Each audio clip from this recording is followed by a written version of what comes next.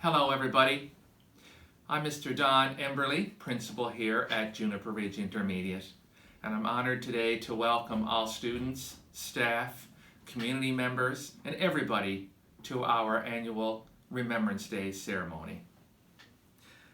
We're doing things a little bit different this year. Normally we would all go into the gymnasium and we would celebrate and recognize this day together. But this year, because of the pandemic, we have to do things differently. But the message is we are doing it differently, and we're making an effort to make sure that this important day is recognized. This day is all about our freedoms and the sacrifices that so many people had to make and are still making to ensure that we have these freedoms and that we keep them. This year, with the ongoing COVID-19 pandemic, there are times when we felt like our freedoms were impacted. We couldn't go out to restaurants with family and friends, and sometimes even just going to the store to pick up a container of milk or some groceries seemed to be a major task. We couldn't do them the way that we always were used to doing them. That gave us a little taste of what it's like to lose our freedoms. And with the pandemic, we did that voluntarily because it was in interest of public health. But there are countries in this world where people can't do the regular daily things that we are so used to doing, such as going to the store, or even going to school, or even going outside and feeling safe like we do in our community and in our country. And that didn't just happen. We inherited all of our freedoms. We inherited this country and our province and our community. And it's very important that we protect it and we protect the freedoms that we have been handed. Sometimes we feel like the wars that we reference, World War I and World War II, they're so long ago, it happened so long ago that it feels irrelevant to us. And a lot of students in this school may feel that way because it happened in the past. I recall many conversations that I have with my grandfather and grandmother. My grandfather is 94 years old. He's living in Grand Falls. He's a war veteran, and he'll be watching this video. He told me about his experience of coming to St. John's as a young man and doing his basic training and preparing to go overseas, and how he felt when he was lined up at the docks here in St. John's, getting ready to board a boat to take him and all of his friends and everybody that was with him to an unknown land, knowing not a lot about what the war would bring. That made it very relevant to me. And it's very important that just because these wars happened a long time ago, that they are still very relevant to us. And of course, there are other conflicts and other ongoing things in our society that are happening to protect our freedoms. Later in this presentation today, there will be a slideshow that Ms. Coady has compiled and is maintaining every year. And you're going to see a lot of faces of people who have served and are serving. And that makes it very real for us. When we have this assembly or this ceremony in the gymnasium, at the end, she would ask everybody who is impacted or connected to anybody on the screen to stand up. And it's tremendous how many people stand up and are impacted and are directly affected by people who served and are serving. So it's very important that we take time to remember. Remembrance Day is one day out of the year that we take time to acknowledge and to remember. It's important, however, that this transcend all of our days. That's why here at Juniper Ridge, we start each week with the playing of our national anthem, and we end each week with the playing of the Ode to Newfoundland. That's why we do it, so we remember how fortunate we are to be living where we are living, and that we take up the charge to protect our freedoms generation after generation. That's very important. So that's why we do those things. So it's not just today, it's not just Remembrance Day, but this is the one time of the year that we remind ourselves to remember all year long. So while it's very important to remember, it's essential that we never forget. Thank you for everybody, lest we forget. Good day, faculty and students of Juniper Ridge Intermediate. My name is Darren Thorne. I'm the mayor for the town of Flat Rock. It's so very nice to see our schools taking part in the yearly Remembrance Day ceremonies. In today's fast-paced world, it can be easy to take our way of life for granted and forget what so many men and women sacrificed for our freedoms. Remembrance initiatives remind us to take our time to honor those who have dedicated their lives to serve our nation. With COVID restrictions in place, it will be hard for everyone to get out and show their respect at our local war memorials. So, on November 11th at 11 a.m., go out on your doorstep, take a minute of silence in respect of the women and men who fought for our freedoms. On behalf of Council and residents of Flat Rock, I thank you for showing respect on Remembrance Day. Today, our flag party is made up of John Galway, 8A, Gavin Furlong, 8E, Rylan Mazer, 8E, Ivan Kurska, 7C, Duggan LeGros, 6E, Aidan Brake McSween, 6C, Kiana Russell, 5D. Please stand for the entry of the flag party, our school song, national anthem, and provincial anthem. Like the juniper, we grow tall, our branches twist and turn, working hard and standing strong, applying lessons that we've learned, reaching for the sky, nurture others as we grow, staying true to ourselves,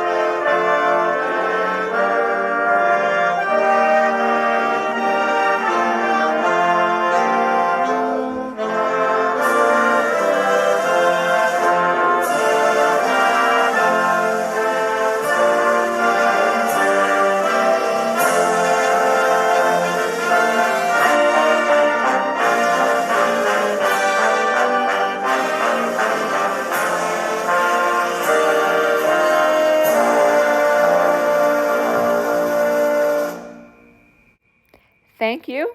You may now be seated.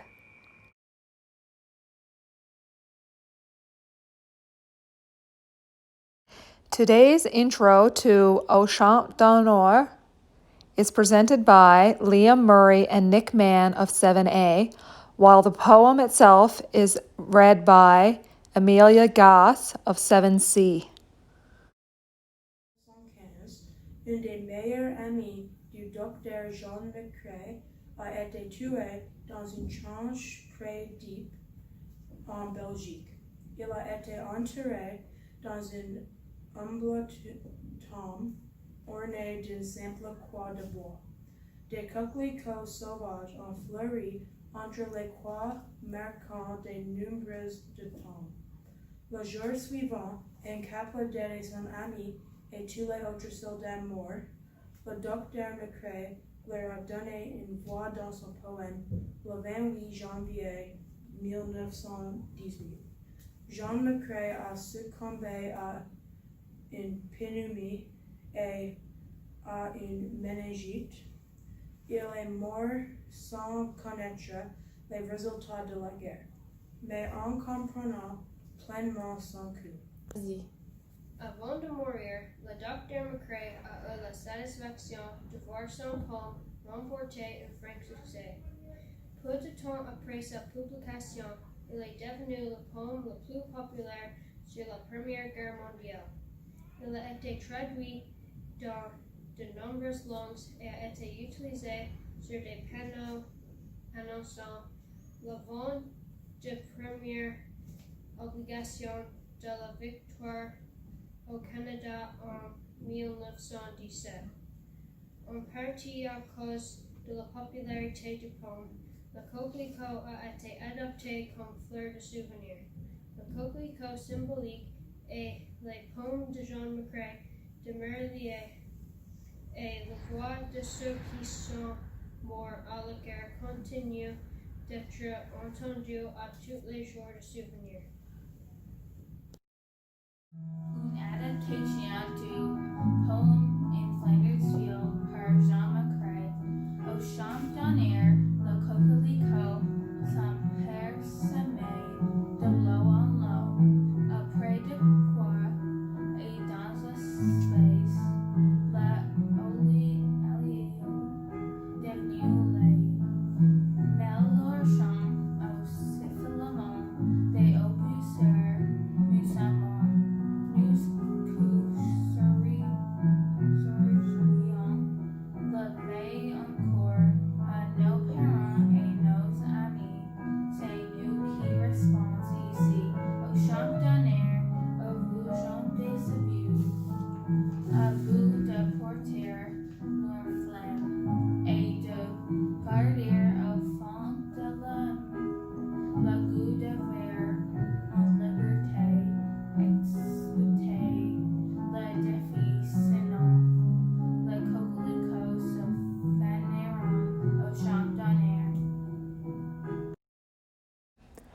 Reading the poem In Flanders Fields is Alexandria Windsor of 7F. In Flanders Fields. In Flanders Fields the poppies blow, between the crosses row on row, that mark our place, and in the sky the larks, still bravely singing, fly. Scarce heard amid the guns below, we are the dead, short days ago. We lived, felt dawn, saw sunset glow, loved and were loved. Now we lie in Flanders Fields. Take up our quarrel with the foe, to you from failing hands we throw. The torch be yours to hold it high, if ye break faith with us who die. We shall not sleep, though poppies grow in Flanders Fields. John McCrae. A biography of John Bernard Croak, read by Lily Evans of 8A. John Bernard Croak est né le 18 mai 1892 à Little Bay à Terre-Neuve, a décédé le 8 août 1918 sur le front de la Somme. Était un soldat canadien de la Première Guerre mondiale et un récipiendaire de la Croix de Victoria, la plus haute récompense des forces de Commonwealth. Il en était décoré par ses actions du 8 août 1918 près d'Amiens en France, au cours duquel il a été blessé et mort plus tard le même jour. Reading a biography of Tommy Prince is also Lily Evans of 8A. Tommy Prince. Thomas Tommy George Prince, héros de guerre, défenseur des droits des Autochtones, né le 25 octobre 1915 à Petersfield, au Manitoba. Décédé le 25 novembre 1977 à Winnipeg. Tommy Prince est l'ancien combattant autochtone le plus décoré au Canada. Il a reçu un total de 11 médailles pour son service durant la Deuxième Guerre mondiale et à la guerre de Corée. Bien qu'il soit sans abri au moment de sa mort, il est honoré à ses funérailles par sa Première Nation, la province du Manitoba, le Canada et le gouvernement de France, de l'Italie et les États-Unis. The poem High Flight from Officer John G. McGee, presented by Raina Summers, 8H. I have swept the surly bounds of earth and danced the skies on laughter's silver wings. Sunward I've climbed and joined with the tumbling mirth of sun-spit clouds and done 100 things you have not dreamed of, wheeled and soared and swung, high in the silence, hovering there. I've chased the shouting wind along and flung my eager craft through the footless halls of air. Up the long, duracious, burning blue. I've topped the windswept heights with easy grace, where never lark or even eagle flew. And while silence lifting in mind, I've trod the high, untrespassed, sanish city of space, put out my hand and touched the face of God. Officer John G. Maggie Jr., November 1941. Up next is an interpretation of Remembrance Day from our students in a project entitled Our 3 Words.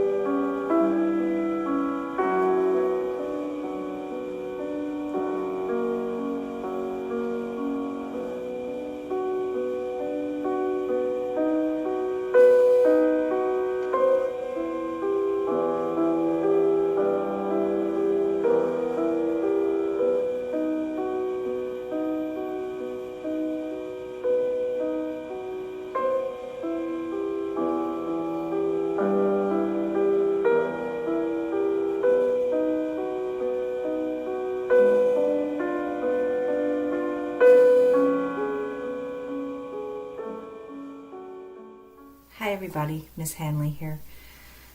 Remembrance Day has always been a day of great importance for me and my family. There are a number of my uncles and my great uncles who experienced war and have served in the Canadian military. While most of them have come home, not all of them have. And we've always taken this day as a time to reflect, to be still, to be thankful, and to remember. Raina Summers and Emma Driscoll are laying wreaths at the Flat Rock War Memorial Site on behalf of victims of terrorism throughout the world who are on a healing journey as they rebuild their lives and communities. Megan and Adam Williams are laying wreaths at the Bawling War Memorial Site on behalf of Canadian soldiers who are currently serving and protecting our country overseas. Lily Evans and Haley Coady are laying wreaths at the Pooch Cove War Memorial Site on behalf of world peace and freedom, an admirable goal for which we are all striving.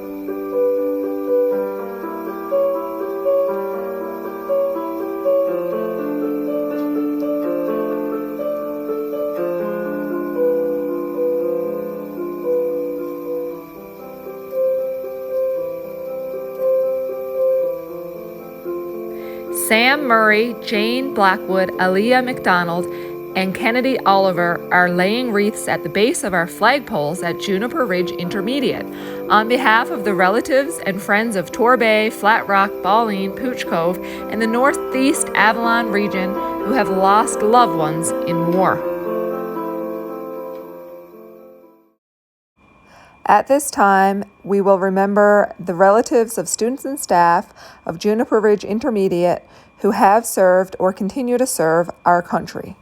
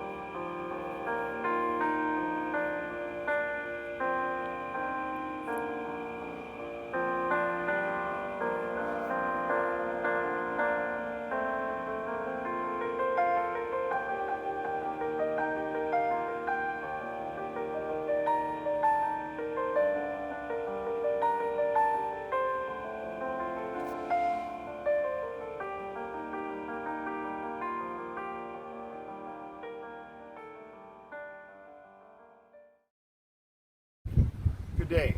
My name is Michael Pretty. I'm a retired major of the Princess Patricia's Canadian Light Infantry and the Royal Newfoundland Regiment.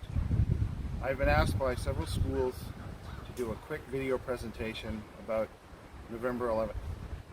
I thought it poignant that I be at the Portugal Coast St. Philip's War Memorial, which was one of my projects that I helped the Legion develop and create.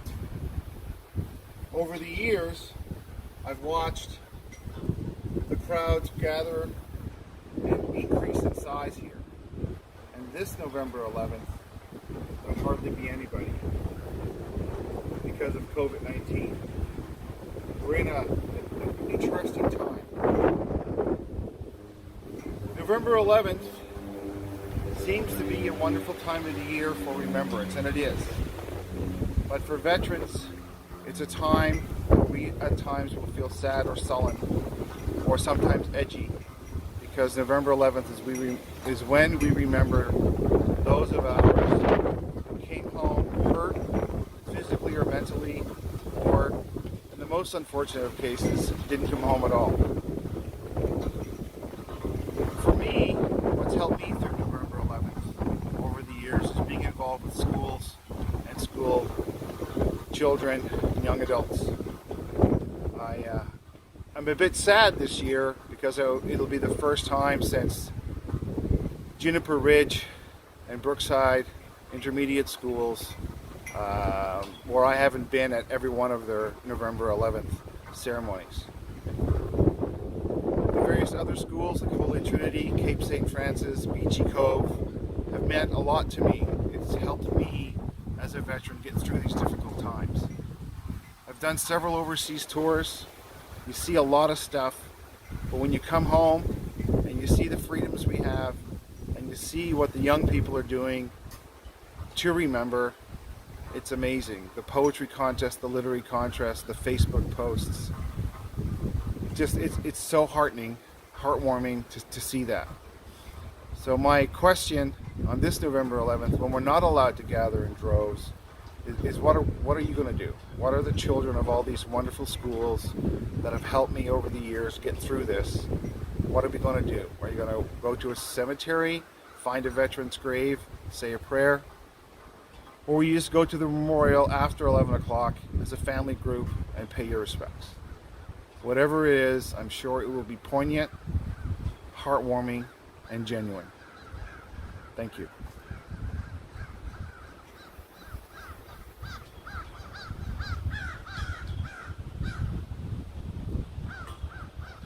Remembrance is actually from a poem by Lawrence Binion called For the Fallen. It is recited on a lot of military parades of remembrance, especially on the 11th of November. It is customary at the end of the recital of this poem to repeat the last three words. They shall grow not old, as we who are left grow old. Age shall not weary them, nor the years condemn. From the going down of the sun, and in the morning, we will remember them. We will remember them.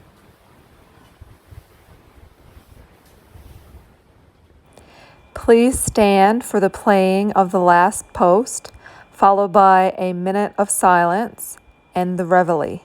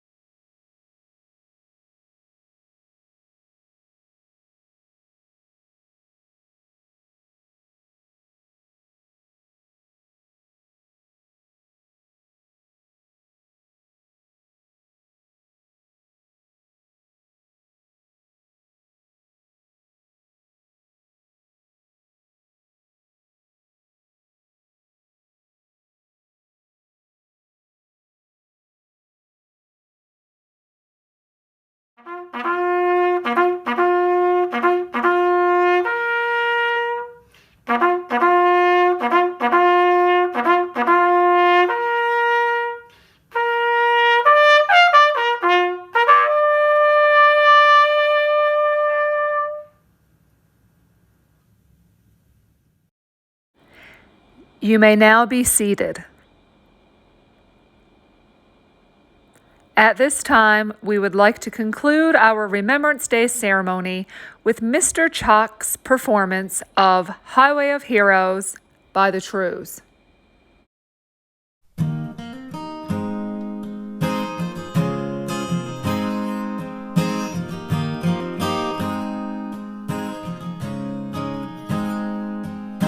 The day I shipped out, they numbered a dozen. Upon my return, were 100 or so. From the coast and from the prairies, I bet they keep coming. Had one more name from Ontario. Then carry me home down the highway of heroes. People above me with the flags flying low. Carry me softly down the highway of heroes. True patriot love, there was never more. I serve with distinction, no visions of glory. I serve without question or personal gain. See, no justification, it's not part of my story, and it offers no comfort to the ones who remain. Just carry me home down the highway of heroes. People above me with the flags flying low. Carry me softly down the highway of heroes. True patriot love, there was never more. I took up my vocation, I was called by my nation. Without hesitation, the answer I gave. Now I am not wondering the things that I might have been. I know consolation to the forgotten brave. So carry me home down the highway of heroes. People above me with the flags flying low. Carry me softly down the highway of heroes. True patriot love, there was never more. Carry me home down the highway of heroes. People I love with their heads held low. Carry me softly down the highway of heroes. True patriot love, there was never more. There was